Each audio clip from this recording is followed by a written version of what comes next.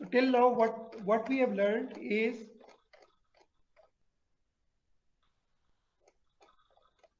कि आपकी सैलरी का क्या क्या पार्ट होता है. Pay and wages is your salary, perquisites are your salary, allowances are your salary, कोई एक्सपेंडिचर आपने किया वो आपके एम्प्लॉयर ने रीइंबर्स कर दिया वो आपकी सैलरी है. इसके अलावा profits in lieu of salary that is part of your salary, कोई पेंशन और एनईटी पे हो रहा है वो आपकी सैलरी है. एम्प्लॉय शेयर स्कीम में कोई अमाउंट है वो आपकी सैलरी है. और आज हमने एक नई चीज सीख ली कि अगर आपकी सैलरी का टैक्स एम्प्लॉयर पे करता है वो भी आपकी सैलरी का पार्ट है. सो नाउ अब हम एक और टॉपिक की तरफ जाते हैं, दैट इज परक्विजिट्स.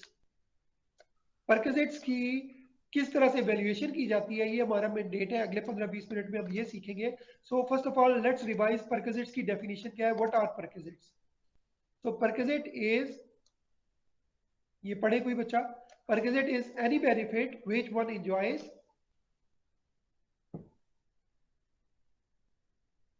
जी पढ़े.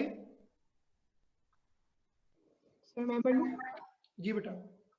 A benefit which one enjoys or is entitled to on account of one's job or position, the casual annulment fee or profit attached to an office or position in addition to salary or wages.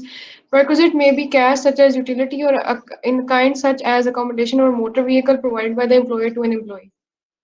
जी तो आज हमने perquisites की valuation पढ़नी है कि अगर let suppose आपको आपका एम्प्लॉयर घर दे देता है रिहाइश के लिए कि जी आपको ये अकोमोडेशन फ्री मिल रही है, या आपको मोटर व्हीकल देता है कि जी आप ये गाड़ी यूटिलाइज कर लें, तो इसका मतलब है आपको अपनी सैलरी के अलावा ये इन काइंड बेनिफिट्स भी है. तो ये जो इन काइंड बेनिफिट्स आपको मिल रहे हैं इसकी वैल्यूएशन कैसे की जाती है, ये आज का हमारा टॉपिक है.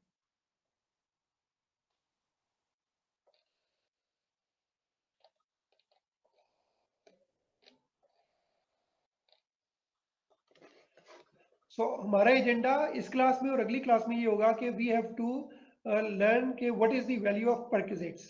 परक्विजिट्स क्या क्या हो सकती हैं? कन्वेंस, आपको आने जाने के लिए फैसिलिटी मिल जाए, कन्वेंस की फैसिलिटी, रिहाइश की फैसिलिटी, अकोमोडेशन मिल जाए, आपको आपके घर की यूटिलिटीज एम्प्लॉयर पे करे, या आपके डोमेस्टिक सर्वेंट्स हैं, आपके घर के सर्वेंट्स हैं उनकी सैलरीज पे करे, या आपको आपका एम्प्लॉयर जो है लोन देता है और उसके ऊपर मार्कअप चार्ज नहीं करता तो उसका क्या ट्रीटमेंट है.